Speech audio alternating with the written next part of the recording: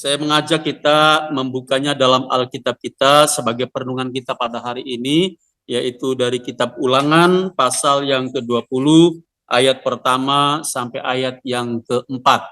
Saya akan membacakan untuk kita semua, demikian firman Tuhan. Apabila engkau keluar berperang melawan musuhmu, dan engkau melihat kuda dan kereta, yakni tentara yang lebih banyak daripadamu, maka janganlah engkau takut kepadanya.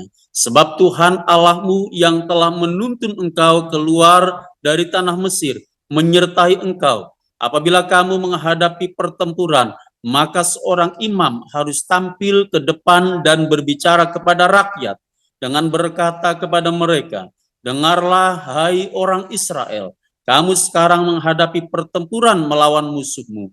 Janganlah lemah hatimu, janganlah takut, janganlah gentar, dan janganlah gemetar karena mereka. Sebab Tuhan Allahmu, dialah yang berjalan menyertai kamu untuk berperang bagimu melawan musuhmu dengan maksud memberikan kemenangan kepadamu. Amin. Berbahagialah setiap kita yang merenungkan kebenaran firman Tuhan, terlebih kita yang melakukan kebenaran firman Tuhan itu dengan motivasi dan integritas yang benar di hadapan Tuhan.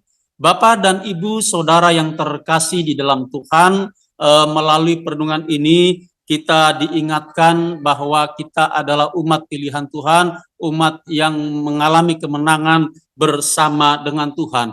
Perenungan ini kita diingatkan bahwa di mana pada masa-masa umat Israel, yaitu di mana berperang untuk merebut Kanaan, di mana Musa memberitahu mengenai hukum perang. Nah, jadi sebelum di mana Musa menyampaikan tentang hukum perang, sebelumnya di mana Musa menjelaskan tentang yaitu hukum perang tersebut, namun Musa sebelumnya dia menguatkan hati umat Israel. Umat Israel dikuatkan supaya apa? Supaya mereka tidak takut. Maka dari itu kalau kita melihat di ayat yang ketiga, dengan berkata kepada mereka, dengarlah hai orang Israel, kamu sekarang menghadapi pertempuran melawan musuhmu. Di sini diingatkan, janganlah lemah hatimu, janganlah takut, janganlah gentar, dan janganlah gemetar karena mereka. Nah, ini seorang imam harus menyampaikan kepada umat Israel untuk apa? Untuk menguatkan mereka. Jadi Bapak dan Ibu saudara terkasih dalam Tuhan, umat Israel setelah keluar dari perbudakan, Tuhan tuntun sampai menuju ke Kanaan, di mana mereka diperhadapkan dengan perang, akan diperhadapkan dengan musuh-musuh. Nah, jadi untuk itu imam harus menguatkan supaya mereka tidak takut. Nah, jadi kalau kita melihat di sini, sesungguhnya umat Israel itu adalah umat Allah, umat yang dipilih oleh Allah, umat yang disertai oleh Allah, tetapi bukan berarti lepas daripada permasalahan. Nah, demikian juga dalam kehidupan kita sebagai orang yang percaya, kita adalah milik Tuhan, kita telah ditebus oleh Tuhan, darah Kristus telah lebih-lebih untuk menebus kita, tetapi bukan berarti kita lepas dari masalah. Nah, bahkan semakin kita dekat dengan Tuhan, permasalahan itu selalu ada. Bahkan permasalahan itu Tuhan izinkan di dalam kehidupan kita. Nah, jadi sebagaimana umat Israel sendiri, di situ dikatakan bahwa mereka diperhadapkan dengan peperangan dan permasalahan. Nah, kalau kita lihat di ayat yang pertama, di situ dikatakan sangat jelas, apabila engkau keluar berperang melawan musuhmu, dan engkau melihat kuda dan kereta, yakni tentara yang lebih banyak daripadamu, maka janganlah engkau takut kepadanya, sebab Tuhan Allahmu yang telah menuntun engkau keluar dari tanah Mesir, menyertai engkau. Nah, kalau kita melihat, bukan berarti Tuhan tidak bisa. Tuhan mengeluarkan umat Israel dari perbudakan langsung ke tanah Kanaan, bisa saja.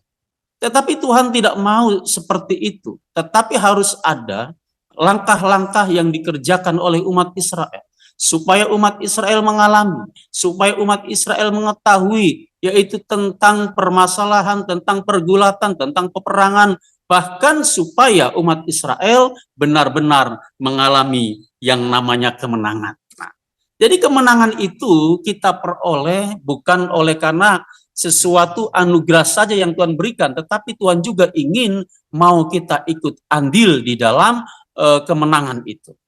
Contoh dalam suatu perlombaan apabila kita memenangkan perlombaan itu maka kita akan memperoleh piala atau memperoleh trofi. Nah, demikian juga dalam kehidupan kita. Kita akan memperoleh mahkota yang abadi.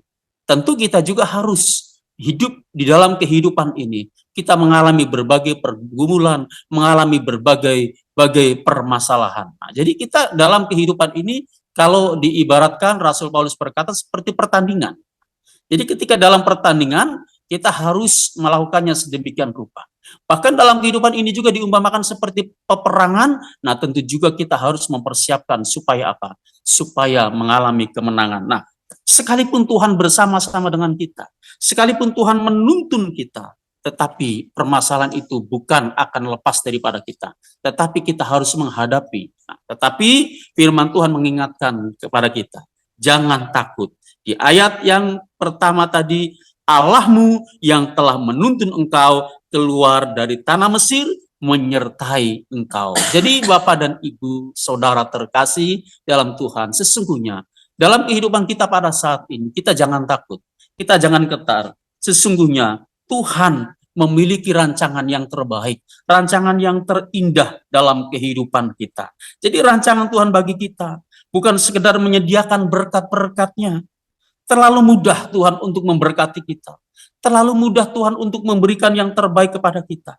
Tetapi yang Tuhan inginkan juga, di mana Tuhan menghendaki agar kita melihat, agar kita mengalami kemenangan atas permasalahan yang kita hadapi. Ya, kita dapat piala, kita dapat trofi itu oleh karena kita menang di dalam bertanding. Mungkin kalau kita mendapatkan trofi, mendapatkan piala, tetapi kita tidak melakukan pertandingan atau perlombaan, maka kita tidak mengalami, yaitu kebanggaan. Jadi kalau kita dapat trofi lalu ditanya atas dasar apa kita dapat piala, dapat trofi kalau kita tidak bertanding. Nah, jadi menang atas apa? Nah, jadi demikian juga kita sebagai orang yang menang, kita sebagai orang yang di mana kita disertai oleh Tuhan, tentunya Tuhan ingin supaya apa? Supaya kita ambil bagian. Apa yang harus dikerjakan oleh kita, apa yang harus kita perbuat, apa yang harus kita lakukan. Namun di balik semua itu, Allah turut bekerja di dalam segala sesuatu untuk mendatangkan kebaikan bagi setiap orang-orang yang mengasihinya. Nah, Bapak dan Ibu saudara terkasih dalam Tuhan, kita sebagai umat pemenang, kita sebagai umat pilihan Tuhan, segala sesuatu yang Tuhan rancangkan itu adalah yang terbaik. Bahkan di mana Tuhan itu menginginkan supaya kita mengalami kemenangan bersama dengan Tuhan. Dalam Alkitab, di dalam kitab Zefanya dikatakan bahwa Tuhan Allahmu ada di antaramu sebagai pahlawan yang memberikan kemenangan. Ia berperang karena engkau dan sukacita. Ia membaharui engkau dalam kasihnya. Ia bersorak-sorak karena engkau dengan sorak-sorak. Di dalam kitab Zefanya pasal 3 ayat yang 17 demikian berkata. Jadi artinya apa? Tuhan Allah itu di mana ada di antara kita sebagai pahlawan yang memberikan kemenangan. Jadi kita menang bukan oleh karena kekuatan kita, tetapi oleh karena Tuhan yang menjadi pahlawan dalam kehidupan kita. Tetapi ketika Tuhan menjadi pahlawan di dalam kehidupan kita, bukan berarti kita enak-enak saja. Bukan berarti kita hanya ongkang-ongkang kaki saja, tetapi kita ikut ambil bagian, harus turut andil di dalam peperangan itu. Nah, lalu peperangan kita apa yang kita lawan? Peperangan kita bukan dengan darah dan daging. Musuh kita bukanlah darah dan daging, tetapi penghulu-penghulu di udara, pemerintah-pemerintah, bahkan kuasa-kuasa kegelapan itu yang harus kita perangi. Nah, tetapi kita percaya, kita tidak boleh takut, kita tidak boleh gentar bahwa roh Allah yang dalam ada di diri kita, di dalam diri kita, lebih besar daripada roh-roh yang ada di dunia ini. Untuk itu, kita sebagai orang pilihan Tuhan, kita adalah orang yang akan menang bersama-sama dengan Tuhan. Lalu pertanyaannya dalam kehidupan kita, mengapa masih banyak anak Tuhan yang belum mengalami kemenangan yang sesungguhnya? Ini seringkali menjadi pertanyaan, seringkali menjadi pergumulan. Banyak orang Kristen yang mengalami krisis, bahkan krisis iman, bahkan juga ada orang Kristen yang undur daripada Tuhan. Banyak orang Kristen yang kecewa dengan Tuhan, banyak orang Kristen yang meninggalkan Tuhan. Saya mau katakan, orang-orang ini adalah orang yang tidak sabar. Orang yang tidak sabar tidak pernah mengalami kemenangan bersama dengan Tuhan. Jadi sesungguhnya kita harus ikut Tuhan, ikut apa maunya Tuhan, dan ikut di dalam waktu yang Tuhan tentukan. Waktu kita bukanlah waktu Tuhan, tetapi Tuhan tahu yang terbaik untuk kita. Dan pertolongannya tidak pernah terlambat untuk kita. Jadi kegagalannya adalah di situ. Banyak anak Tuhan selalu instan, selalu yang serba cepat, tanpa mengikuti proses yang mau Tuhan berikan. Jadi di sini dikatakan bahwa seberat apapun masalah kita, seberat apapun masalahmu yang engkau hadapi, jangan takut. Kita harus kuat, kita harus sabar, dan kita yakin dan percaya. Karena Tuhan yang membela. Di dalam pembacaan kita, di ayat yang keempat tadi, Ulangan pasal 20 ayat yang keempat, kita jangan takut. Ayat 4, sebab Tuhan Allahmu, dialah yang berjalan menyertai kamu untuk berperang bagimu, melawan musuhmu dengan maksud memberikan kemenangan. Luar biasa. Di sini dikatakan, sebab Tuhan Allahmu, dialah yang berjalan menyertai kamu. Jadi sesungguhnya kita melangkah tidak pernah sendirian. Tangan Tuhan yang perkasa menuntun kita. Bukan Tuhan tidak peduli saat kita ada masalah, saat kita mengalami sakit penyakit, saat kita mengalami berbagai-bagai tantangan. Itu bukan berarti Tuhan tidak ada. Tuhan selalu ada. Tuhan selalu menyertai. Makanya di sini katakan, dialah yang berjalan menyertai kamu untuk apa? Untuk berperang bagimu, melawan musuh-musuhmu dengan maksud memberikan kemenangan kepadamu. Jadi Tuhan bermaksud, Tuhan menghendaki supaya kita menjadi pemenang, supaya kita menjadi orang-orang yang berkemenangan. Nah, di sini syaratnya kita harus sabar di dalam proses Tuhan, harus sabar mengikuti apa maunya Tuhan. Di dalam kitab Yakobus pasal yang kelima, ayat yang ke-7 sampai yang ke-8, kita harus sabar bersama dengan Tuhan supaya mengalami kemenangan. Nah, di ayat 7 dan ayat 8 demikian, karena itu saudara-saudara, bersabarlah sampai kepada kedatangan Tuhan. Sesungguhnya petani menantikan hasil yang berharga dari tanahnya, dan ia sabar sampai telah turun hujan musim gugur dan hujan musim semi.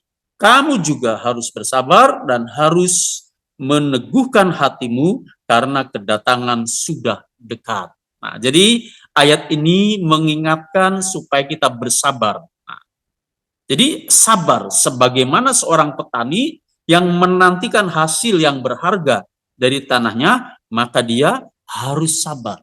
Seorang petani bukan hanya sekedar menanam, tetapi merawatnya, memeliharanya, sampai tanaman itu berbuah, sampai tanaman itu mengeluarkan hasil, dan sampai menikmati, itu dibutuhkan yang namanya kesabaran. Demikian juga menjadi orang Kristen bukan segerba instan. Segala sesuatu tidak instan, tetapi ada proses, ada sesuatu yang harus kita kerjakan, ada sesuatu yang harus kita lakukan. Tetapi ingat, di balik semua itu, Tuhan memiliki rancangan yang terbaik. Rancangan Tuhan bukanlah rancangan kecelakaan, tetapi rancangan yang penuh damai sejahtera dan penuh pengharapan. Untuk itu, melalui perenungan ini, kita jangan takut, kita jangan gentar, kita jangan gemetar. Apapun permasalahan, mari kita hadapi. Kita setiap orang percaya tentu memiliki permasalahan masing-masing. Sebagai pendeta bukan berarti bebas daripada masalah. Bahkan sebagai jemaat Tuhan, sebagai majelis, bukan berarti lepas daripada masalah. Sebagai pengusaha, pasti ada masalah. Sebagai owner, pasti ada masalah. Sebagai direktur, pasti ada masalah. Sebagai karyawan, pasti ada masalah. Bahkan siapapun kita tidak pernah lepas dari masalah. Selama kita hidup, masalah itu ada. Jadi untuk itu tetap semangat, tetap kuat bersama dengan Tuhan, Tuhan yang terus menuntun setiap langkah-langkah kita, dan Tuhan akan memberikan kemenangan kepada kita.